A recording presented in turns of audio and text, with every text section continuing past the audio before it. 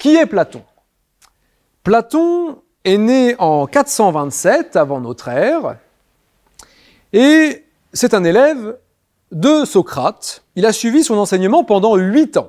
Comme Xénophon, qui a été aussi l'élève de Socrate, Platon a été marqué par l'enseignement de son maître. Comme Socrate, Platon critique la démocratie athénienne et admire davantage Sparte et ses institutions. Platon est issu d'une lignée illustre à Athènes, il appartient à une grande famille de l'aristocratie, mais très vite il s'intéresse au monde des idées, il est curieux de tout, et il va voyager à travers la Méditerranée, il va faire un tour de Méditerranée, qui est à l'époque pour les Grecs une sorte de tour du monde, et à 3 reprises, Platon passe par la Sicile, et à chaque fois, il propose ses services comme conseiller politique. Donc,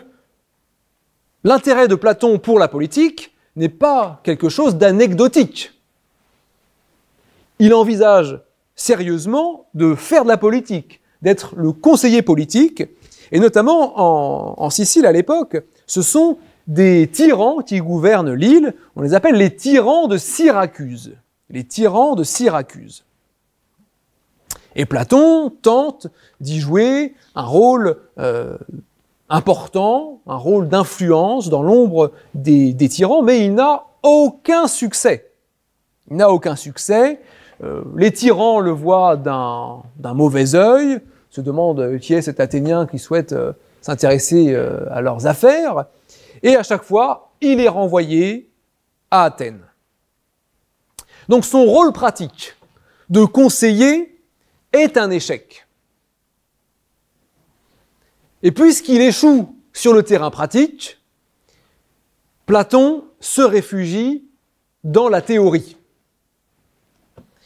Et donc il va développer une très riche pensée, notamment sur le plan politique. Et Platon considère que pour avoir une incidence sur la politique, il faut faire en sorte soit que les philosophes arrivent au pouvoir, puisque c'est eux qui possèdent la sagesse, le savoir, soit il faut faire en sorte que les chefs des cités deviennent des philosophes. À ses yeux, son rôle est de former les gouvernants, de former les futurs dirigeants à la philosophie pour améliorer la politique et la vie des hommes en société. Alors justement, comment éduquer les futures élites? Eh bien en créant une école. Et Platon fonde l'académie, la première grande école de l'Antiquité, avec des salles de cours, une bibliothèque. Et puis, Platon enseigne donc, et il écrit également. Et Platon nous a laissé des textes majeurs qui sont essentiels dans la philosophie, et notamment en ce qui concerne la politique. On peut citer le Gorgias, la République, le Politique et les lois en matière politique. Donc vous voyez, là on est vraiment au fondement de la pensée politique. Les titres des ouvrages sont extrêmement généraux. Les lois, la République, le politique. À notre époque, on n'écrit plus des livres qui ont des titres comme ça. C'est ce serait beaucoup trop prétentieux de penser, en quelque sorte, rassembler ce sujet dans un seul ouvrage. Alors, dans ces textes, Platon donne une définition de la politique, mais va rechercher les traits de la cité idéale. Platon développe une méthode qui est une méthode idéaliste. C'est-à-dire qu'il va chercher, dans l'abstraction de la pensée, les meilleures idées possibles. Et cette méthode, elle est très importante pour comprendre ses propositions politiques. Cette méthode idéaliste se comprend notamment à travers l'allégorie de la caverne. Dans la célèbre allégorie de la caverne, c'est à la fin de la République, Platon raconte en fait une petite histoire où des prisonniers sont enfermés dans une caverne et ils sont enchaînés et ils ne voient que l'ombre de la réalité. Ils sont là depuis leur naissance et ils voient des objets hétéroclites dont ils ne voient que les ombres passer puisqu'il y a un feu derrière eux, hein, et ils entendent des échos lointains, ils sont enfermés dans une caverne et pour eux c'est la réalité. Ils sont là depuis les origines, depuis leur naissance. Bon, c'est leur réalité, ils vivent dans la pénombre, dans l'obscurité, avec des sortes de fantômes qu'ils voient de loin. Et puis un jour, il y a un des prisonniers qui s'évade et qui est ébloui par le soleil en sortant de la caverne, soleil qu'il n'a jamais eu sur sa peau, qui fait mal aux yeux, qui le dérange, et puis il découvre la nature, la mer, les forêts, les montagnes, la cité. Il se rend compte que ce qu'il pensait être la réalité n'était en fait qu'une apparence, qu'un monde fantomatique. Et bien sûr, il est à la fois terrifié et en même temps fasciné. C'est-à-dire que le monde qu'il pensait être vrai était entièrement faussé par ses sens.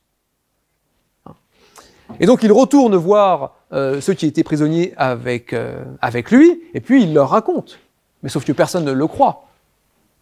On considère qu'il est fou. Et puis on le menace même. Il faut qu'il arrête de dire des bêtises pareilles. Il commence à justement apparaître comme quelqu'un de dangereux. La morale, si on veut, du moins le sens de cette allégorie de la caverne, c'est de se méfier de nos sens. Nous sommes en quelque sorte prisonniers de nos sens. Nous comprenons le monde uniquement à travers nos sens, à travers notre vue, notre ouïe, notre odorat, notre toucher.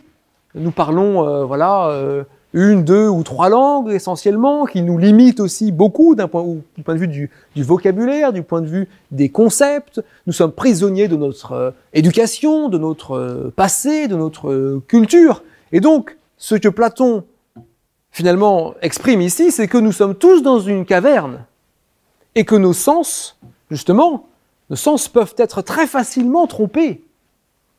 On peut vous faire croire très facilement que quelque chose est vrai, que quelque chose existe, que quelque chose s'est passé comme ça. C'est d'ailleurs tout l'art des sophistes, d'après Platon. C'est pour ça qu'il est très violent avec eux, qu'il leur tire dessus très durement. Donc, pour Platon, il faut se méfier de ce qu'on croit être la réalité. Et puisqu'on se méfie de la réalité telle que perçue par nos sens, le monde des idées, le monde des abstractions mentales constitue en quelque sorte un refuge. On va pouvoir se concentrer sur les idées pour accéder à la vérité et construire un monde meilleur. Alors la première question politique que se pose Platon est de savoir qu'est-ce que la politique ? Qu'est-ce que la politique ? Dans son ouvrage, justement, Le Politique, Platon part de l'idée suivant laquelle l'homme politique, le roi par exemple, le monarque, est comparable à un pasteur. Comparable à un pasteur, c'est-à-dire celui qui élève des troupeaux. Platon donne alors une première définition de la politique, qui peut nous paraître surprenante. La politique serait, d'après Platon, l'art d'élever des troupeaux. Donc, nous sommes prévenus, nous sommes des troupeaux, et plus précisément, il affine sa pensée, il dit que la politique est l'art de conduire des bipèdes sans cornes et sans plumes. Voilà ce que nous sommes, des bipèdes sans cornes et sans plumes. Donc voilà, des animaux qui marchent debout, puis bon, on n'a pas de cornes, c'est vrai, on n'a pas de plumes. Bon. Alors cette définition, elle n'est pas très satisfaisante. Et dès l'époque de Platon, il est moqué pour cette définition, l'art de conduire des bipèdes sans cornes et sans plumes. Et il y a notamment un autre penseur, le cynique Diogène de Sinope, dont nous allons reparler, qui lui vit complètement en marge de la cité, il vit dans une jarre, enfin bon, et il entend cette définition, et cette définition le fait rire, et donc il décide d'humilier Platon, et donc il prend un coq, donc c'est un bipède, il le déplume, ce coq, et puis il va à l'académie, et il lance ce coq déplumé dans l'académie, et il dit « Voilà l'homme de Platon ». Voilà l'homme de Platon. Non, alors Platon, il est gêné par cette démonstration, et il est obligé de revoir, de repenser sa définition de l'homme et de la politique. Alors Platon, justement, va préciser sa pensée en distinguant la politique des autres pasteurs, des autres directeurs de troupeaux, en quelque sorte. Le politique se distingue du berger, car il ne gouverne pas des animaux, mais des êtres humains, c'est-à-dire des êtres libres. Le politique a la charge d'être libre, et pas d'animaux qu'on peut facilement diriger, par exemple par la force. Donc la société humaine ne peut pas se gouverner de la même manière qu'une société animale. D'ailleurs, la politique, c'est quelque chose de typiquement humain. On ne peut pas s'en tenir à la seule violence pour faire agir les êtres humains. Il faut aussi obtenir leur consentement. Et donc il va parvenir à une nouvelle définition. Pour Platon, la politique devient alors l'art de gouverner les êtres humains avec leur consentement.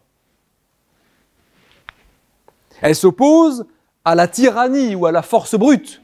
Si on braque contre vous un pistolet et qu'on vous ordonne de faire quelque chose, même s'il y a un rapport de pouvoir et de domination, c'est pas forcément de la politique. C'est pas de la politique même. Pour qu'il y ait politique, il faut qu'il y ait donc consentement. Donc ce n'est pas la tyrannie, et on voit ici, dans cette importance du consentement, une proximité avec Xénophon. Xénophon qui mettait aussi l'accent sur le fait que le chef doit obtenir le consentement de tous. Donc là, on sent l'influence de Socrate sur ses disciples. Platon distingue la politique d'autres disciplines voisines. La politique, ce n'est pas l'art militaire, ce n'est pas le droit, ce n'est pas la rhétorique. Ces disciplines déterminent, par exemple, comment faire la guerre, comment appliquer les lois, ou comment persuader grâce à la parole. Mais d'après Platon, toutes ces disciplines sont en fait subordonnées à la politique. Pour partir en guerre, on recourt à la politique. Pour légiférer, on recourt à la politique. Pour persuader, on est encore dans la politique. Donc la politique serait au-dessus des autres disciplines. La politique détermine justement quand il faut recourir à telle ou telle discipline, l'art militaire, le droit ou la rhétorique par exemple. Platon considère alors que la politique est comparable à l'art du tissage. Comme le tissage, la politique est l'art d'unir toute chose en un tissu parfait. L'art d'unir toute chose en un tissu parfait.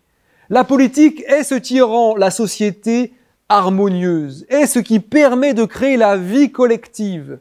On a des hommes divers, éparses, qui pourraient vivre de manière éclatée, mais qui vont être unis grâce à la politique.